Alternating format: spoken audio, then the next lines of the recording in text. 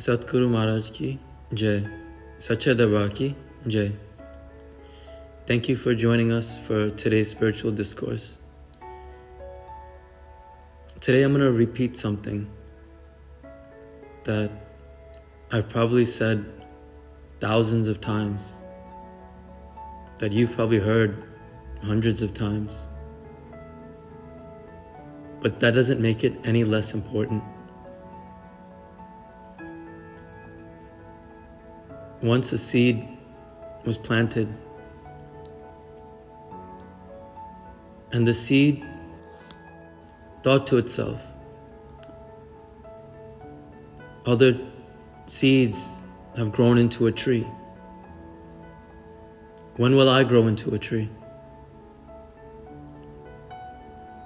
And the seed heard that take the minerals from the soil, drink the water, and absorb the sun. And he was contented. But then he asked, the other trees, they bear fruit. When will I bear fruit?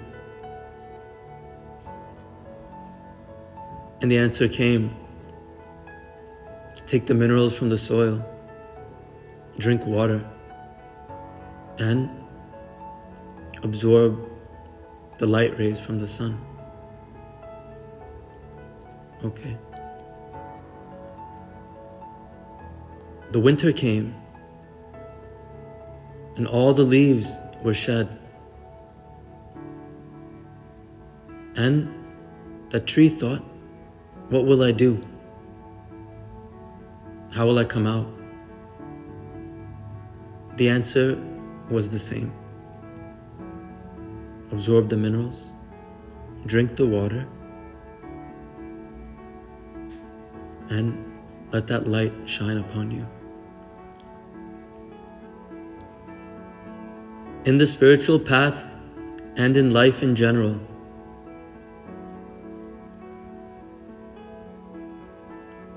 many times we differentiate what is spiritual life and what is not. The Saint Rumi, he says, there is only spiritual life.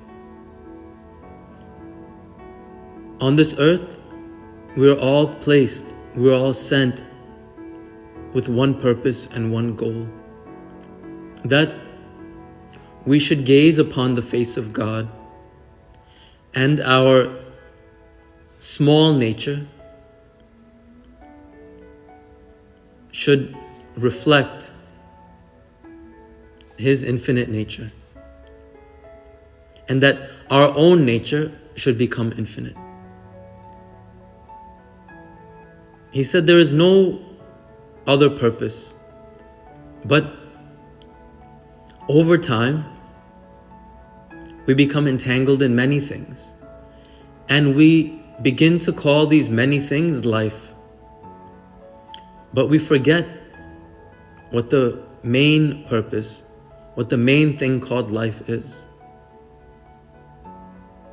He always maintained, and he said, the purpose of life is to fall in love with God. Nothing else. And all other things are extraneous. All other things in our life that we begin to do, all should funnel into that singular purpose. Once his disciple came to him who was a lieutenant of an army, and he said, I don't have time for anything. I don't have time for God. He said, but you do a great work. And through your work, many people are able to live peacefully. I'm in this village, I'm in this town. Your efforts allow me to live here in relative peace. I'm able to pray.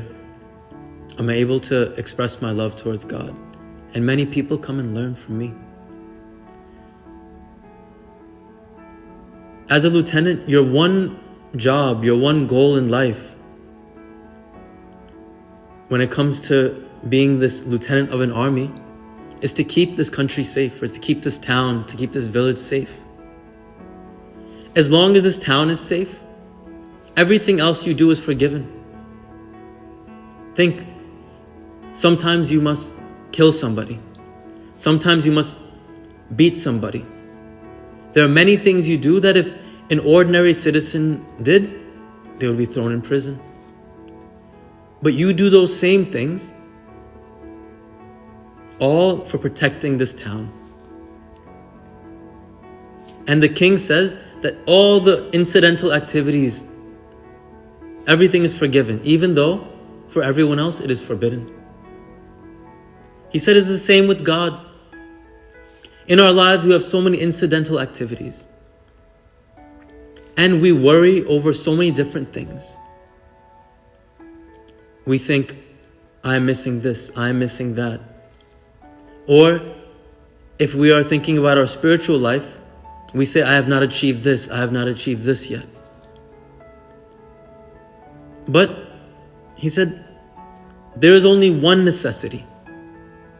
There is only one necessity. That you should gaze upon God's face. That God's light should shine upon you. And when that light shines upon you, when you gaze upon His face, then all the incidentals, every other aspect of life is taken care of. In the same way that the king forgives the lieutenant for all his seeming crimes, because it keeps the town safe. So, all the incidentals in life, every other aspect of life that we must go through, that we must live through, that we worry about, that we complain about, all of that goes out the window. How? Fix your gaze upon God. Fix your gaze upon God's light.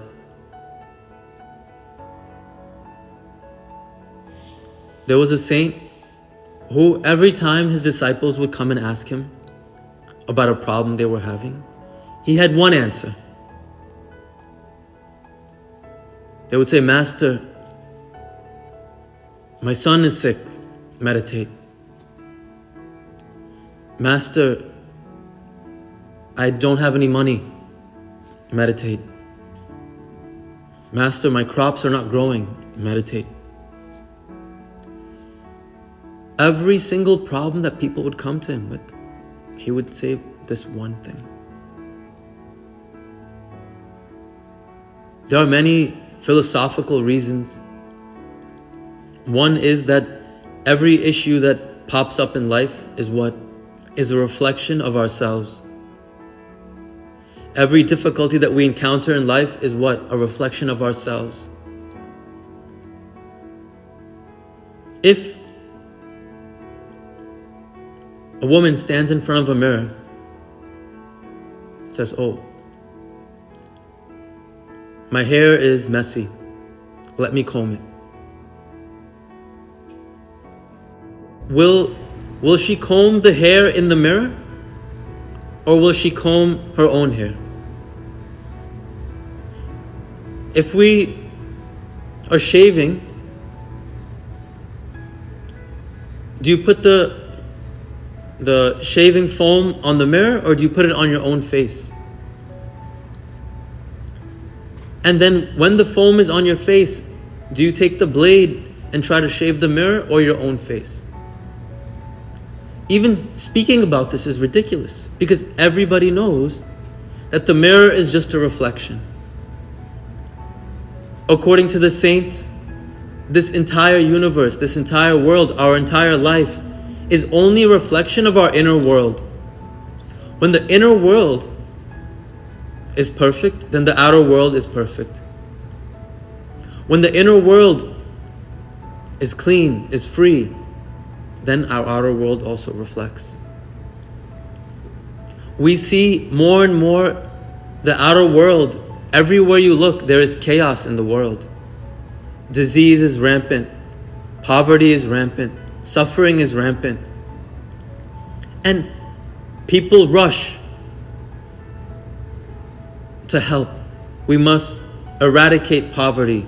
We must eradicate disease. We must eradicate violence. All this is more and more people getting involved to fix the reflection in the mirror. This will never solve any problem. It has never solved any problem. These are the words of the saints. These are the words and the actual reality that they witnessed. The moment that you are able to resolve these issues within yourself. And how are the issues resolved?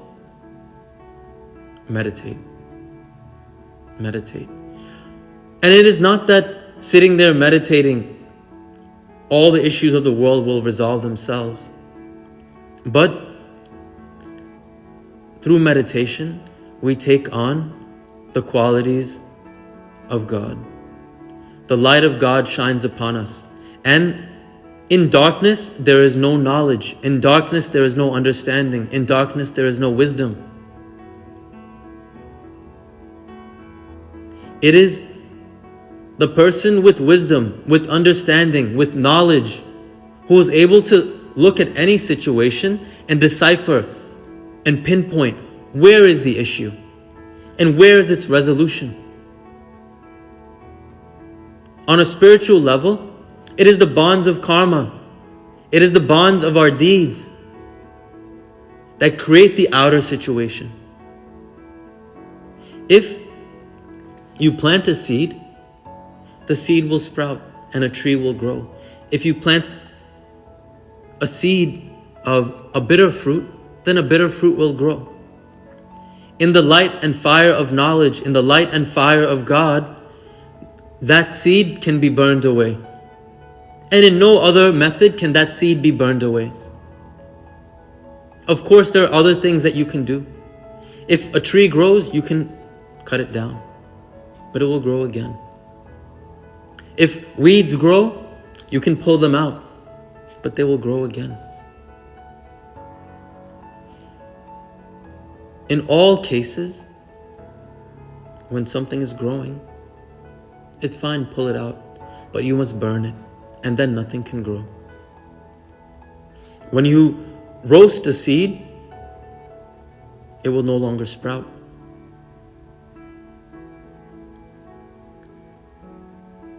And what is the seed? What is that seed that germinates, that gives rise to life and all the subsequent suffering and all the subsequent problems? It is this turning away, this separation from God.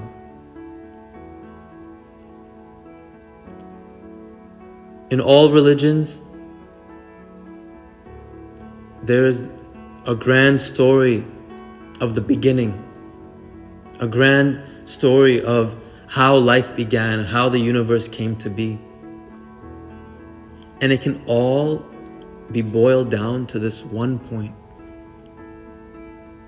that all of creation is the manifestation of the separation from God.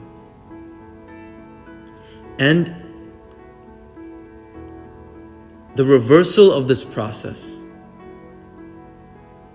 the reunification, the reuniting of the soul with the Supreme, resolves every issue that stems from the beginning.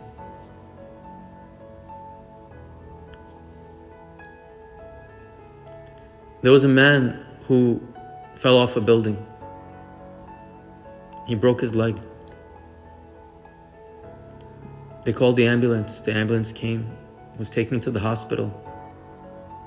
The ambulance got into an accident, flipped over. He broke his arm. Another ambulance came, picked him up, was taken to the hospital. Gets to the hospital. As they're carrying him into the ER, one of the people carrying him slips. He falls down, splits his head open and dies. So many things went wrong. But if the first thing gets reversed, falling off the building, if you reverse that one problem, and that never happens, every subsequent problem doesn't happen. The one problem, the one thing that brings everything, every other problem into being, that brings all of life into being, that brings all of creation into being, is this separation. So Rumi says, there is no other problem. There is only one problem and one solution. The one problem is that you do not gaze always upon God's face, that you are not always showered with God's light. Once this one problem is fixed, every other thing becomes irrelevant. Every other thing falls into place.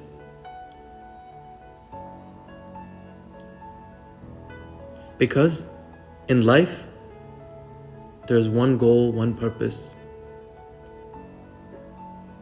And that is to reverse this separation.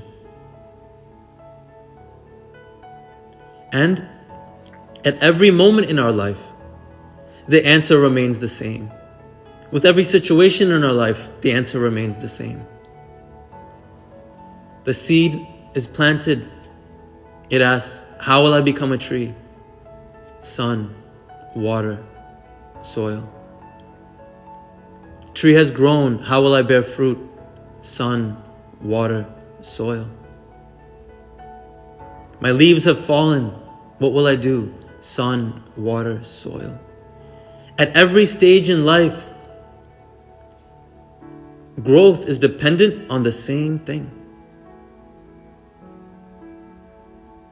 It is only our mind that demands a novel solution to every problem. Because the mind enjoys novelty. It enjoys new things. And when it cannot get something new, it goes and seeks it out. Because our own lives are under the control of our body and mind, we always seek a novel solution, and we always find novel problems. Why? Because this is nature of mind and nature of body. But if we take Rumi's advice and gaze on the light of God, gaze on God's face, let that light shine upon us, and we begin to live our life from the perspective with the power of soul, with the power of spirit, with that point of view of soul and spirit, then what happens? All of a sudden, the sway, the hold that the mind has on our actions no longer is there. And those problems that the mind finds are no longer there. When the body no longer holds sway on the direction and purpose of our life, its problems also resolve. If you are listening to this from the state of mind that I have many problems and they cannot be resolved in this method, it is because the mind is listening. When the soul will listen, Jesus was speaking. Many people were listening. And he says, those who have eyes to see, let them see. And those who have ears to hear, let them hear. The eyes and ears of the soul know and trust this idea. Trust this course of action. Let the light shine.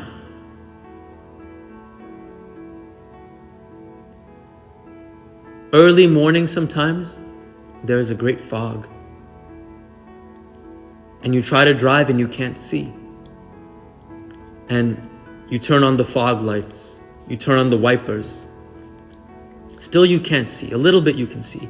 You try to squint. You try to do so many things. But you know what lifts the fog? When the sun rises higher and shines bright and hot, the fog lifts on its own.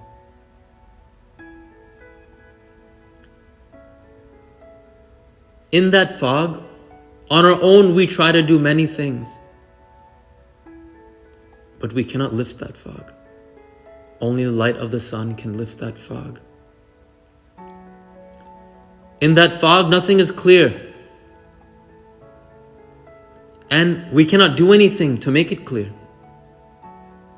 But when the sun rises and shines down, the fog ceases to exist. In our life, there are so many things that we feel, that we believe. Nothing can resolve this fog. But it's not true. It's only true from our perspective. It is only true from the perspective of darkness.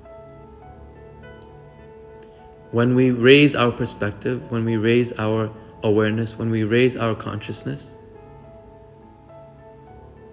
the whole world presents in a different light.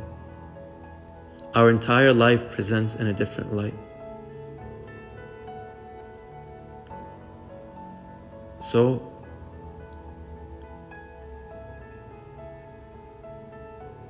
for every question that the seed has, the answer is growth. The answer is growth. For every problem that is faced, the answer is our spiritual growth. And the method is meditation. So, I ask all of you to take this and do it.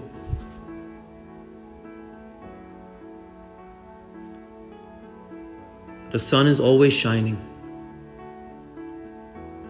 The sun is always shining. And when we turn and face the sun, we can feel its warmth.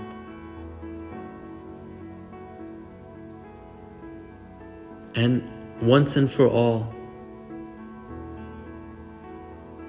resolve this one problem.